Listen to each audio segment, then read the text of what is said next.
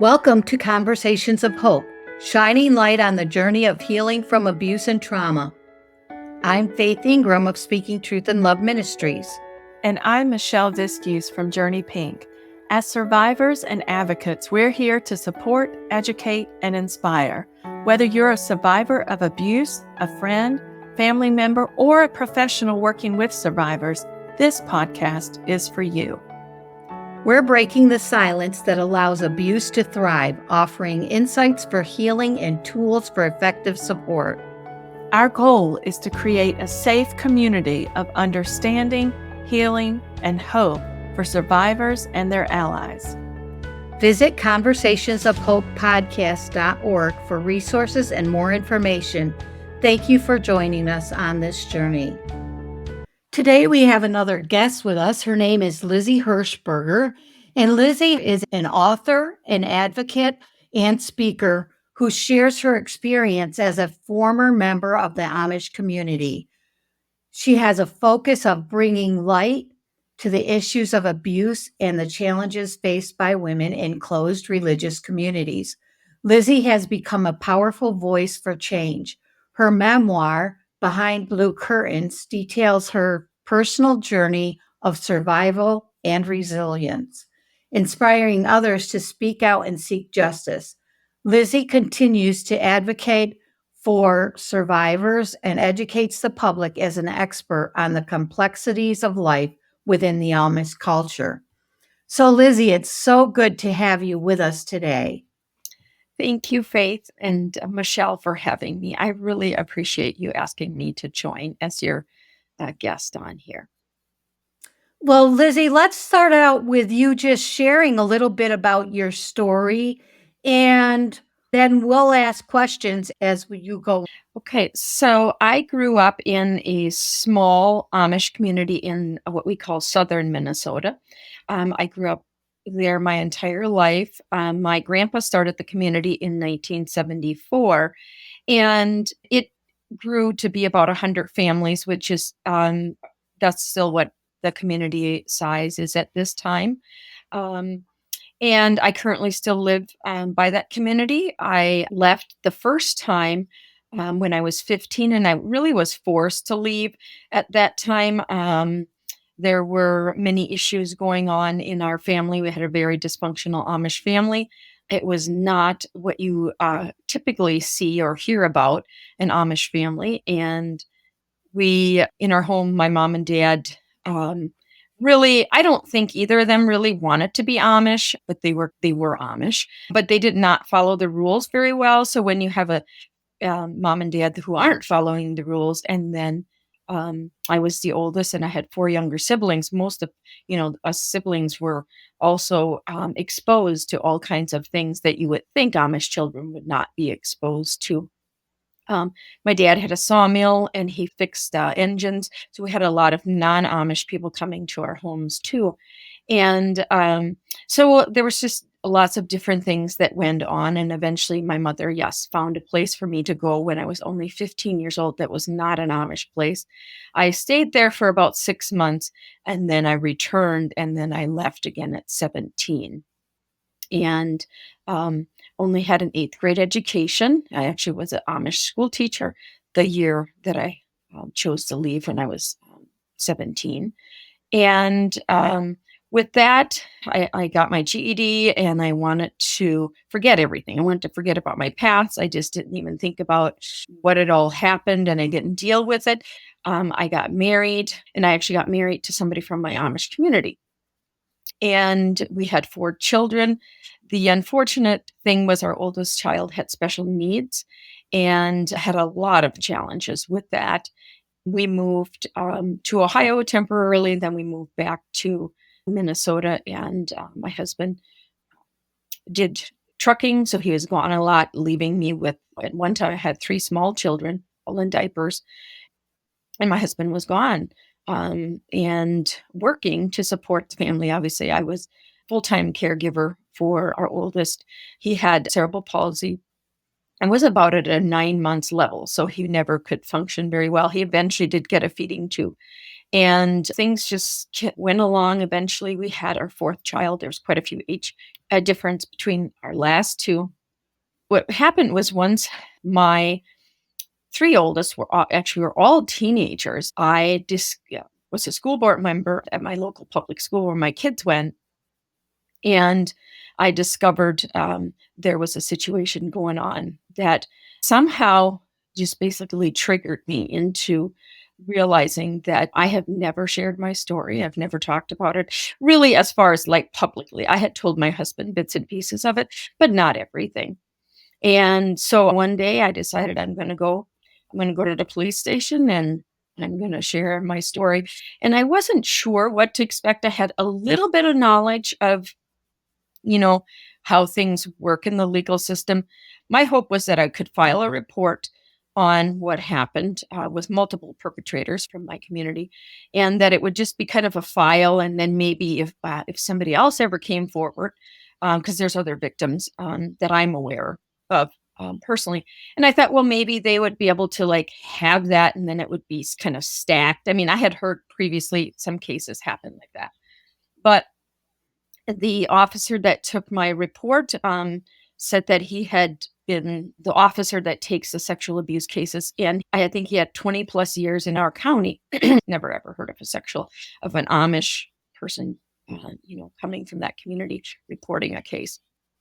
And but what had happened, I had actually remembered after my first visit with him that I had this diary, and I found the diary, and I found all these distinct information that I put in there that only I knew what it was, and shared that with them. And it was a long process. It took, they actually had a very tough time, or a rough time, I guess I should say, being able to talk with my abuser.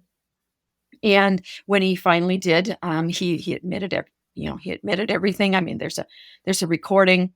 They recorded him, not video but audio, and he eventually took a plea offer, and basically got charged with very minimal. Um, he got, I think, 30 days and no, 45 days in jail and 10 years probation, which is just really nothing. But the way you have to understand is he got charged with what the laws were in place in 1989. That's when it happened. And that was almost 30 years later. So it's very, very minimal. But what it did, it opened the doors to many other people coming forward to me or sharing their story, and worked on my book and published my book. Lizzie, when you went to the police and he said that he had never heard of an abuse case within the Amish community, and that would be normal because of the secrecy and the silence that surrounds the Amish community. Yes. Yes. Because I know I'm not the only one from the community that has suffered abuse of many different kinds, but especially sexual abuse. Nobody had ever come forward and reported it. Now, there have been cases since I have been that have been reported. But I think um, the community that I come from, anyways, and I'm speaking from my community, when I was growing up, the police were just, you don't go to the outside and you don't share. And remember, I didn't even share about my own abuse until, almost 30 years later, 40 years in some of the things that happened to me as a young child too. So we were told, that you keep you keep things quiet and you hide your things that happen inside the home. Mhm. Yeah, and I mean, even outside of the Amish community, I think survivors keep quiet because of the shame that they feel, and especially when like, I kept quiet. I didn't tell anybody, and, I know Michelle as well. She didn't feel free to tell anybody, but in the Amish community, there's even a bigger stigma that we don't talk about anything that goes on within our house, outside of our house. It's like everything is secret. And that just adds to the ability for abusers to continue on Mhm. in their abuse because nobody's talking about it and nobody's addressing it. So they just have more and more victims. As long as they all stay quiet, then nobody does anything about it. And I might even add, even if, let's say, eventually I actually shared with my mother briefly what had been happening when I was 14 living on this Amish farm, and my abuser, what was happening to a little bit. Um, and he actually, my abuser, went to the church and confessed. So the preachers in the community knew what was going on, but they didn't go. They didn't go report it to the authorities. They tried to deal with it in their own way. And once he confessed and he was shunned from the church, nobody was ever supposed to talk about that again. So what I found interesting is after I published my book, I found a lot more details out. I actually sat down with a couple, Amish couple, that asked me to come to their house, and they actually were in the church the day that he confessed and what he said and things like that. And they actually had information for me that I was unaware of. It has freed people up, even within the community, to just speak about some things that were frowned upon before. Hmm. Yeah. So did he confess after you went to the police or Um, before? he confessed in his church, in the Amish church, um, when it happened. Well, there's about a 6 months period of grooming, and then eventually I got Right. raped multiple times. He confessed to the church, but they didn't take it to the authorities. But when I took it to the authorities, he did confess then to them also. And he said that he was actually relieved. There's a recording on it, that he was relieved that it came forward, that he also um, had wanted, I guess, or had never been able to release it, or, get released from it. So I guess what I want people to know, somehow you have to be able to talk to somebody about it to get some sort of healing. Otherwise, I mean, it would have just continued to stay with me also if I didn't come forward with it. It doesn't mean you have to do it the way I did, go to the police and report it, but be able to go find a trusted friend or a licensed counselor or somebody to be able to process some of these things and figure out how to start your healing journey. Hmm. Right. Yeah. And so often we hear that the beginning of healing is telling your story. That's the first part. You actually have to admit what you've gone through and bring it up. Even if at first you can only write it down in a diary or in a journal. And you did it. It's interesting that you had your diary that you could bring to the police that actually documented the things that were going on that time, and that was actually a help in their pursuing the case. Mhm. Yeah, I think it definitely, that is why he took a plea offer, because if we would have went to trial, I would have loved to go, but I mean, we would have had evidence, it would have been evidence Mhm, to show, and so therefore he took one, which if you take a plea, he probably got charged less than he would have to go to mhm. trial. But I was Right, definitely prepared to go to trial. right, right, and it's very difficult, I think, for survivors when they go through the legal process. It's not easy. There's so many emotions, and you feel like you're being reattacked and that you're reliving the trauma that you endured to begin with. Mhm. It is, and I think every survivor, it depends on what stage in life and how young you are. I was definitely older. Um, but it was re-traumatizing to go in and, talk to an officer. One of the things that really helped me was that they had a wonderful victim advocate that was there, and she talked to me afterwards, and she really helped me process some of these things. And she was just a wonderful person. And I know that sometimes now anymore people aren't able to have a victim's advocate. But that's how I then eventually, once my case was done, I took the training because I wanted to be that person for somebody else. And that has been um, one of the biggest pieces of my healing process has been to be able to stand in there and be there for somebody, whether they're just sharing their story for the first time or they're going through the legal process.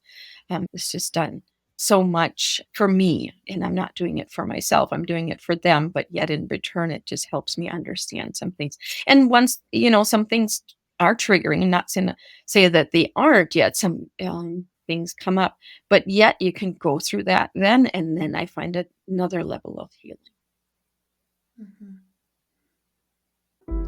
Conversations of Hope extends beyond this podcast. Michelle and I are available to speak at women's, youth, church, and community events. We offer presentations on abuse prevention, healing, and empowerment. To learn more about our speaking engagements and personal coaching and support services, visit our website, conversationsofhopepodcast.org. Together, we can inspire change and promote healing in your community. Yeah, and you talked a little bit about how all of a sudden something happened with the school board that triggered this to come up in your life. And I know for me also, I lived with it, like just hidden and stuffed away. And I'm sure, and I know that it affected and impacted the way I had relationships, the way I had, my perception of God, and it affected my life completely, but it was so locked away. And then all of a sudden it had to come out, like I was bursting at the seams to get it out. I couldn't hold it in anymore. And so I think for some people maybe who are listening, you've dealt great. You feel like you're dealing great with this secret that's locked away, but there is so much relief when that pressure is off. And I mean, in your situation, even for the perpetrator, he was relieved to finally have that out and to deal with that, because us holding the secret is one thing. I can't imagine the other side of that, holding that in. So thank you for sharing what that's like, because I think we can all relate to how do you live with that secret? And we just do. We do. We hide it away and it's stuffed far, far down, and we act normal and act like everything's fine. But it's not. It's not. Right. Yeah. And I know in my case, I thought I was healed because I didn't have those negative emotions. And I just thought, okay, that happened, but it's in the past. And I don't see any ill effects that are affecting my life now. But it obviously did have an impact on my relationships with other people and my being shut down emotionally, my not trusting people. But you don't realize the impact that it's had on you until you tell your story, and then you start your healing journey. And then you say, "Oh, wow, look how far I've come from where I was." And then you realize the impact was a lot greater than you realized. Mhm. That's so true. Right. Yeah, you don't know that until you start sharing. I tell people, you don't have to publish your book, or you don't have to go public like I did. Just find somebody where you can trusted person to share your story with.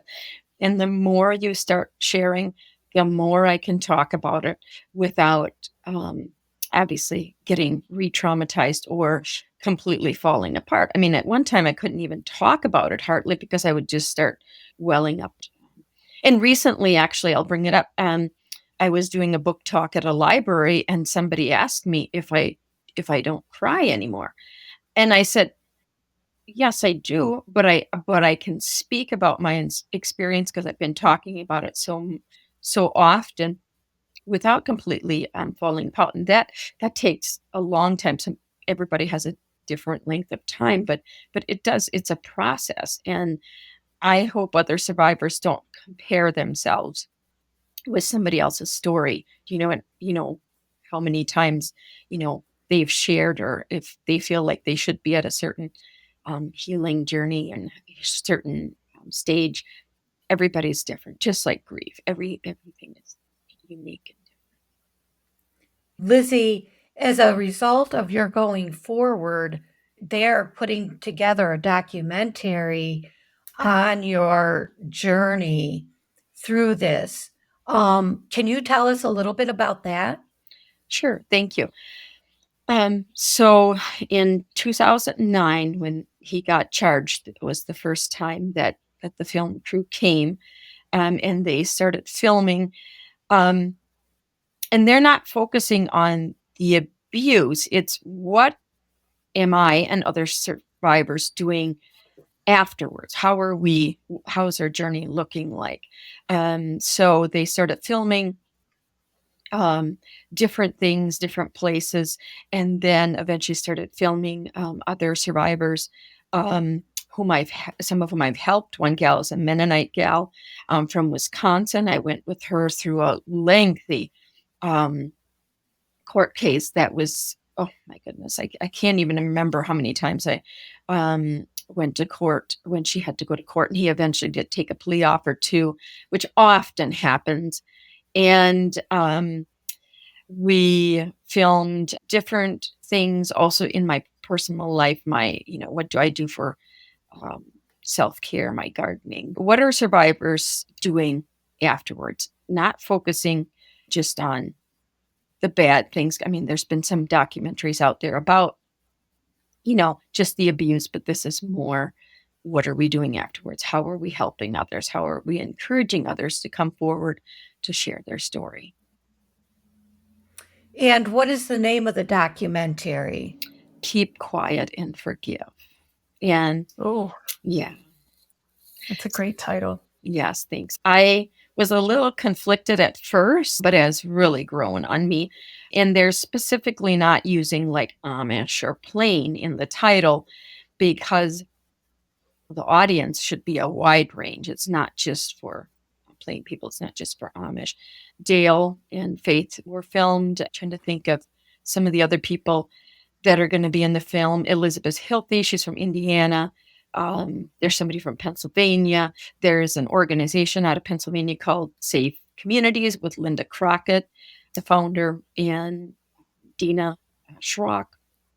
They did some filming at a conferences at Voices of Hope, and so I'm very excited. The process has just been very lengthy. I mean, 2009 is a long time ago. The filming is completed, but it is in the editing process with PBS. So it'll be on a platform on PBS, which is a very, I think, legit, a great organization. And the title, Keep Quiet and Forgive, and not only in the Plain community, but in our churches as well, that's oftentimes what victims are told. They're told, Mhm. you just need to be quiet, you just need to forgive. And when we speak out, we're accused of being unforgiving or unloving instead of just being truthful and saying, this needs to be brought to the light. So being silent is actually what perpetrators and offenders love. If they can keep everybody silent, then they can keep these issues hidden and they can continue to have more and more victims. And that's why we're speaking up and you're speaking up. And I think it's interesting, the ministry that Dale and I started is called Speaking Truth in Love. And the reason I chose that name is because we do need to speak out. And the ministry that you and Dina started is called Voices of Hope. And even this podcast is Conversations of Hope. It's all about speaking, it's all about telling our stories and telling the truth. And telling the truth is not being unloving to an offender. it's telling the truth so that they can get help too. They need to repent and they need to face the consequences of their actions, because the victims have the consequences for the rest of their lives. The impact of abuse affects us. And like we say, our healing journey, it's not like a 1 month thing and you're done. It's a lifetime thing where when we're healing, our healing journey may have a beginning, but it actually continues on because we're constantly growing. Yes. Very good point.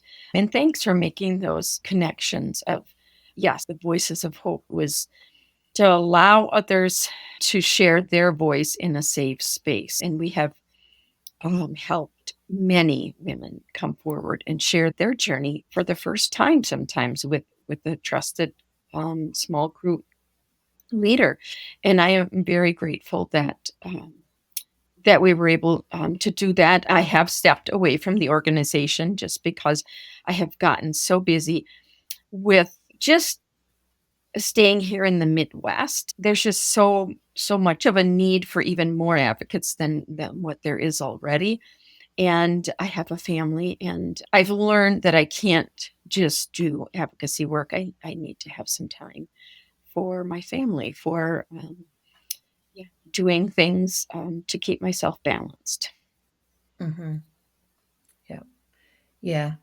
And along the lines of your advocacy work, I have just been in contact with a family whose offender is being brought to justice now. And they do have court appointed advocates, but because it's the state that brings the charges against the offender, they feel often left out of the process, and their advocates don't really share with her everything that's going on, and she wishes that she knew more about the process and what's going on, but she feels like they're keeping her at arm's length, I guess. And so I was wondering, as an advocate, do you try to help a victim to know what's going on behind the scenes in the court process that that she's not allowed to be part of, but she would just like to know what's going on, not necessarily have to be a part of, but just kind of what's going on and what's the process. Yeah, I think that is the difficult part. Um, when a survivor is going through the court system, it in each county, each state, they're all unique. Um, I definitely felt that at some point where I just wasn't sure what was going on yet. Um, they the advocate point, like you said, court appointed advocate, she did really well. I didn't feel like she hid anything from me. I felt like she really was open.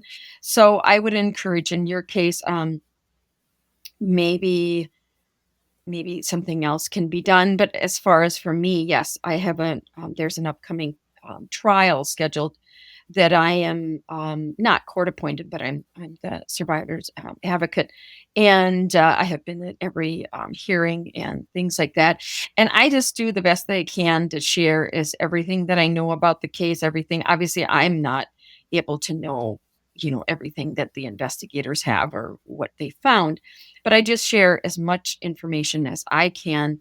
But sometimes there is some information that the survivors are afraid from hearing, which is unfortunate. In this case, you brought up that they just feel like they are told everything. So yeah, it's a tough.